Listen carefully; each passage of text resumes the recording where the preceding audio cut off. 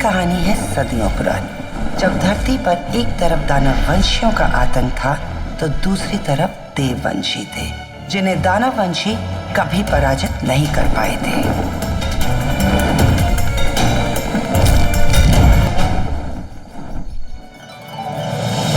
धरती पर दानव वंशियों की बार बार देववंशियों के हाथों पराजय से दानव वंशियों के आराध्य मारुक्यसुर परेशान थे। वे जान चुके थे कि देववंशियों को पराजित करना तभी मुमकिन होगा जब उनका कोई अंश स्वयं धरती पर हो।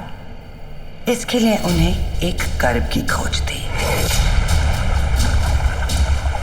और मेरी निष्ठा से प्रसन्न होकर मारुक्यसुर ने मुझे चुना अपनी संतान को जन्म देने के लिए।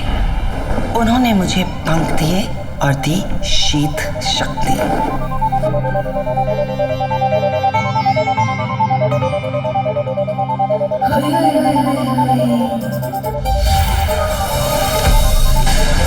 बहुत जल्द मैं मारुक्यसुर के पुत्र को जन्म देने वाली थी।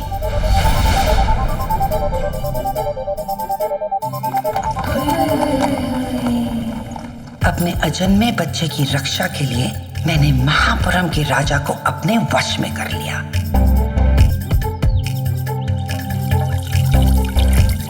और उनकी रानी बन बैठी। अंगद को स्वयं राजा भी अपना पुत्र मान बैठे।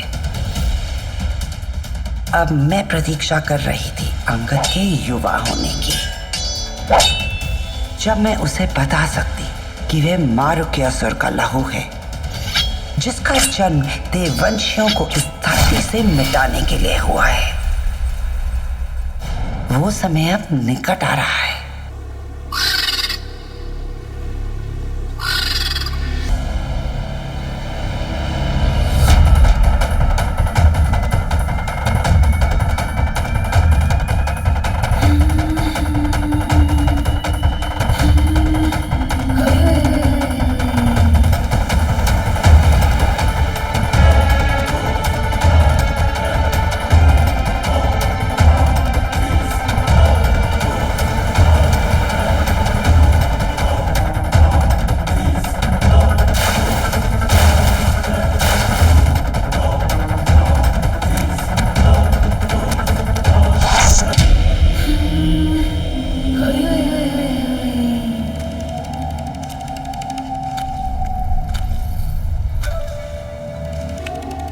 ओए होए होए होए होए, अद्भुत तीर है ये। रक्त का एक कतरा भी नहीं टपका और हार्ड मांस का तन जैसे ढहती बर्फ का ढेर। स्मरण रहे, तुम्हें सिर्फ एक अवसर मिलेगा, एक तीर। निशाना चूका तो निशाने पे होंगी तुम। तुम्हारी मृत्यु, तुम्हारा अंत।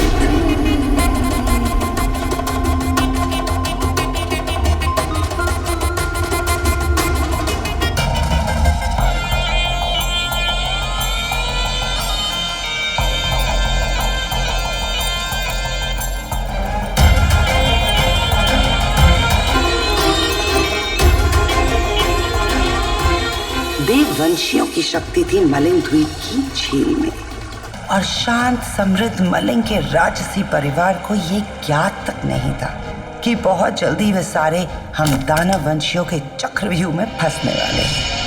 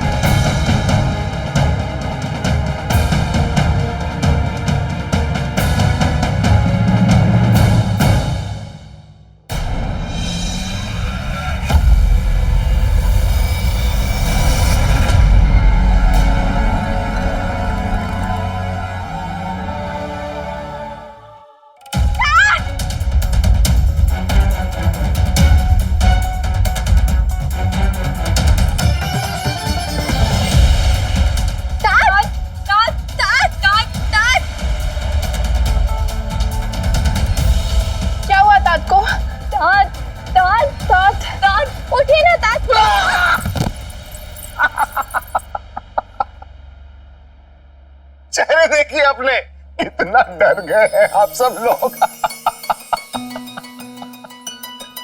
ये कैसा विनोद है तात? तात, अगर आपकी ऐसी हंसी ठिठोली में बड़ी दीदी के प्राण निकल जाते तो? अच्छा, और आपके प्राण निकल जाते तो? है? आपको डर नहीं लगा? कुछ नहीं हुआ हमें, हम बिल्कुल ठीक है। हमें लगता है कि हमारा ये सिंहासन हमारा भार नहीं सहन कर पाया, इसलिए टूट गया। हम बिल्कुल ठीक है, थोड़ी सी चोट आई है, जल्दी ठीक हो जाएंगे।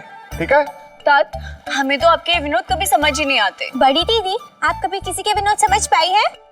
गरिमा क्या कहना चाहती हैं आप? हमें इतनी बुद्धि नहीं। हाँ दीदी, गरिमा, आप भी क्या समझ पाई थी कि ये सिर्फ एक विनोद था?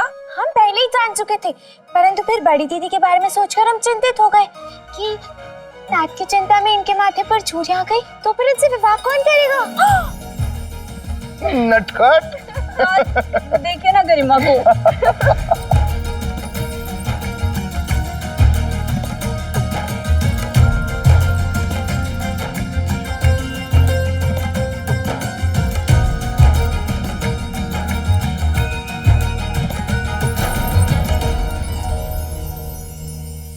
क्या हुआ महाराज?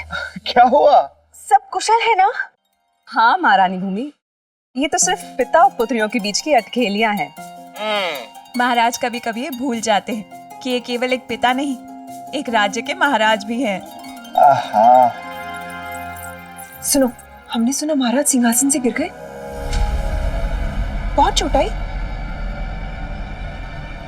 सांसें चल रही हैं या? परमदेव उन्हें लंबी आयु दे।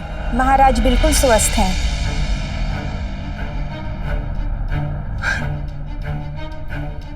ठीक है, तुम जाओ। महाराज बिल्कुल स्वस्थ है। चले। महाराज, ये भी कोई समय है विनोद करने का? पूरा राजमहल अतिथियों के स्वागत करने में लगा है और आपने हमें यहाँ इकट्ठा कर लिया। आप जानते हैं 3 राजकुमारियों को ऐसे अवसर पर तैयार होने में कितना समय लगता है? देखिए अपने पुत्रियों को, अभी तक अटखेलियों में ही लगी है। कौन कहेगा कि विवाह योग्य है? क्षमा चाहते हैं महारानी, लेकिन क्या करें, पिता का हृदय है। अपनी पुत्रियों के साथ कुछ और समय बिताना चाहते थे। ईश्वर ही जानता है कि हमारे भाग्य में हमारी पुत्री के साथ और कितने क्षण लिखे हैं। महाराज, आपकी ये बात सुनकर हमारा हृदय भी द्रवित हो उठा। 3 रानियां हैं आपकी, परंतु आपको एक पुत्र नहीं दे पाई।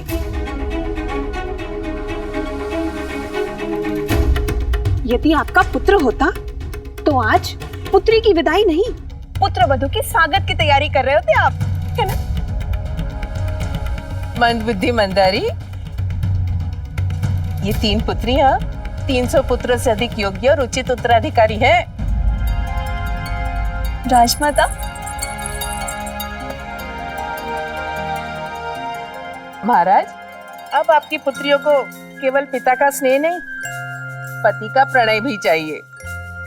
अब देखिए, राजकुमारी प्रणाली को सदैव खोई रहती है, जैसे कब कोई राजकुमार घोड़े पर सवार होकर आए और उनके गले में वरमाला डाल दे। और राजकुमारी ऐश्वर्या, अब इन्हें कौन समझाए महाराज? इनके लिए तो पुस्तक ही पति है और पुस्तक ही परमेश्वर। इनके लिए तो आपको कोई पढ़ाकू राजकुमार ढूंढना पड़ेगा महाराज। और राजकुमारी गरिमा, ये प्रणय, आराधना, अनुनय, हो सकता है राजकुमार के छोटे भाई के साथ हम हमारी छोटी सी गरिमा का विवाह करवा दें। नहीं, हमें नहीं करना है विवाह, हम हमारे तात के साथ रहेंगे। सारी पुत्रियां यही कहती है, बाद में विवाह कर लेती है, समझिए आप। आप और आप अपनी पुत्रियों को आज्ञा देंगे? इन्हें अतिथियों के आगमन के लिए तैयार होना है। हम आज्ञा क्या देंगे, हम स्वयं इन्हें श्रृंगार कक्ष तक लेकर जाएंगे। आइए चलिए। शार्दुल, जान सकते हैं क्या हुआ था? राजकुमारी, महाराज जैसे ही सिंहासन पर विराजमान हुए तो वह चरमरा गया। और क्या आप चुप क्यों हो गए? बोलिए। किसी भी सिंहासन का टूटना एक संकेत है, कुछ शुभ होने वाला है ना? क्षमा चाहूंगा राजकुमारी, महाराज को हमारी आवश्यकता हो सकती है, आज्ञा दें।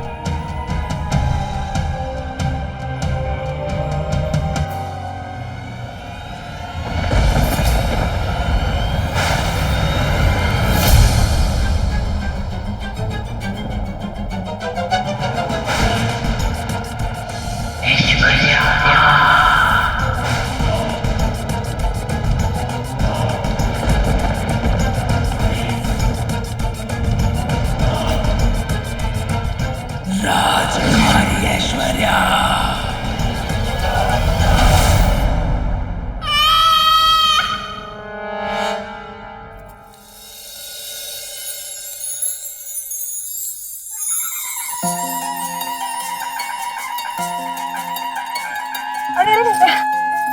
कहाँ जा रही हैं आप? बस एक झलक देखना चाहते हैं हम युवराज को। अभी आपका उन्हें देखना उचित नहीं है। क्यों? क्या एक राजकुमारी को इतना भी अधिकार नहीं कि वो उस व्यक्ति को देख सके जिससे उसका विवाह सुनिश्चित है? आपकी उत्सुकता समझ सकते हैं हम, परंतु होने वाले वर को इस तरह से देख लेना शुभ नहीं माना जाता। हम नहीं मानते। कुछ नियम होते हैं जो हमें अच्छे नहीं लगते, लेकिन हमें उसका पालन करना पड़ता है। अब जिद नहीं करो, जब उचित समय आएगा तो तब तुम्हारा राजकुमार से परिचय करवा दिया जाएगा। ये तो अन्याय है। यदि विवाह के पश्चात पता चला कि वो पढ़ाकू ऐश्वर्या की पुस्तकों के देते हुए अथवा फिर मोटे हुए तो? जब हम आपकी आयु के थे तो अपनी माता से ऐसे प्रश्न तक नहीं कर सकते थे। और हमने कहाँ देखा था आपके तात को? यदि ताज जैसे हुए तो हम एकदम से वरमाला डाल देंगे, परंतु माँ, हर राजपुरुष ताज की तरह गरिमामय नहीं होते। ये भी तो हो सकता है कि वे हमें हमारे योग्य ना लगे। आप सिर्फ एक विवाह योग्य स्त्री ही नहीं, एक राजकुमारी भी हैं, और हम आपकी सिर्फ माता ही नहीं, महारानी भी हैं। हमारा कर्तव्य है कि हम आपको परिवार की परंपरा का पालन करना सिखाएं। आपको हमारी अनुमति नहीं है। अब आप बैठ के श्रृंगार कीजिए, हमें अतिथियों के स्वागत के लिए जाना है।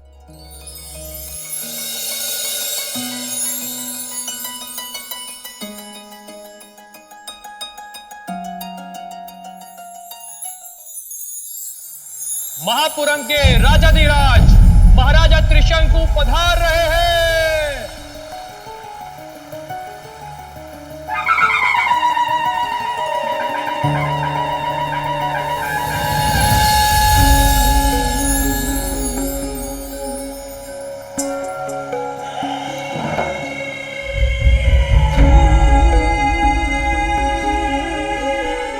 राजकुमार अंगद चिरायु हो।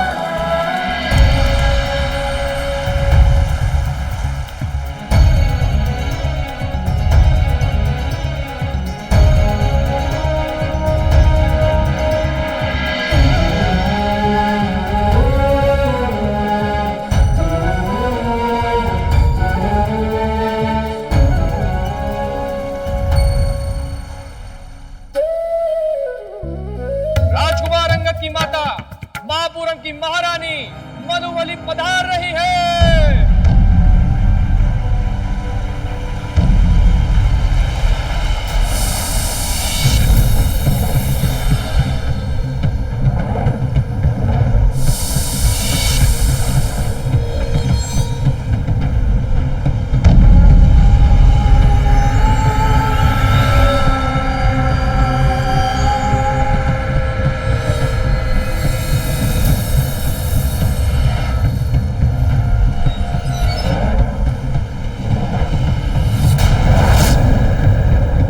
ऐश्वर्या, आपका ध्यान कहाँ है?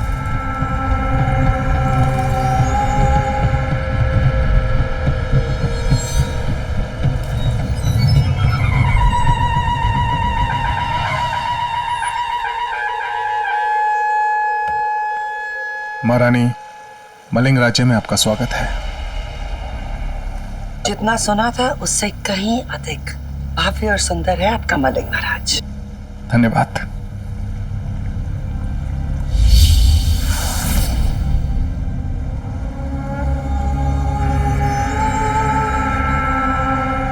क्षमा चाहेंगे, हमारी त्वचा अत्यंत संवेदनशील है। चंदन का स्पर्श वो सहन नहीं कर सकती।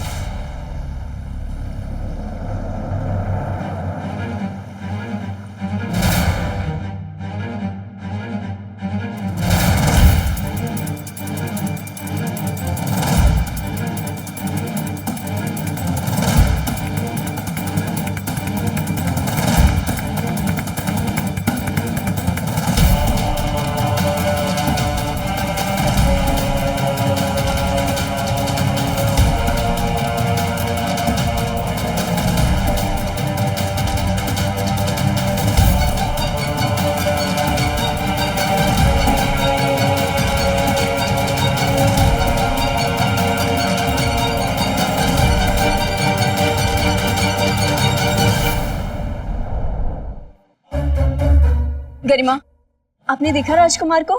नहीं तो हमारे उनकी तरफ ध्यान नहीं गया। गरिमा, झूठ मत बोलो, सच बताइए, कैसे है राजकुमार अंगद?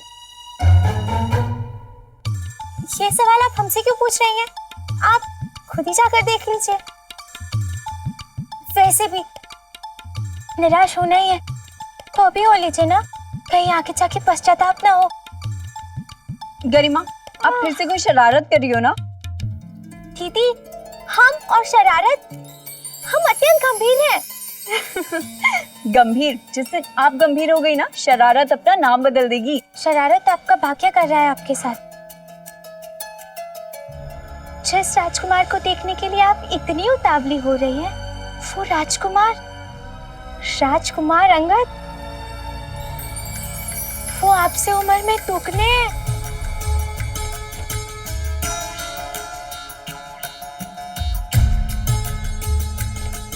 और छोटे हैं और मोटे भी है।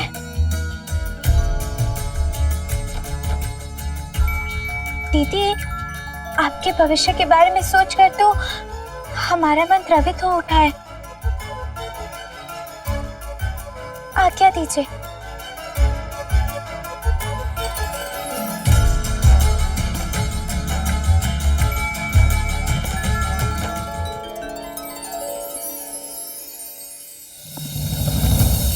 ध्यान से दाना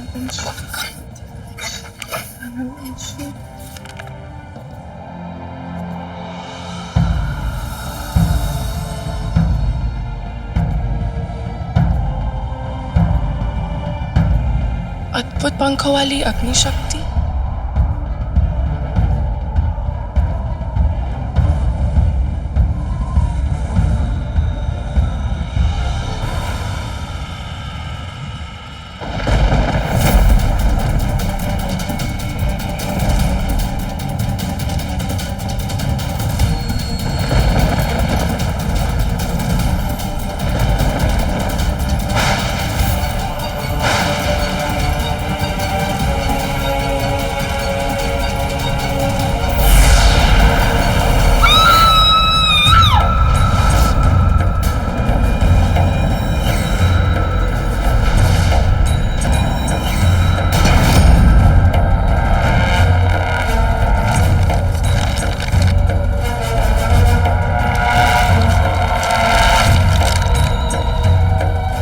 मछली दीदी, क्या हुआ? आप भीतर फिर से कोई सपना देख लिया? क्या हुआ दीदी, बताइए। सपना नहीं था, वो है, वो सचमुच है। कौन है दीदी? अग्नि शक्ति, अद्भुत पंखों वाली अग्नि शक्ति।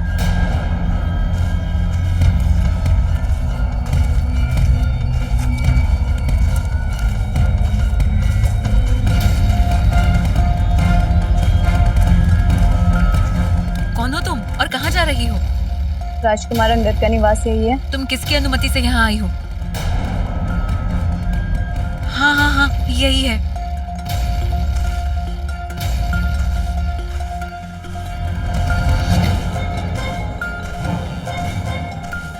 हा, सुंदर, अति सुंदर।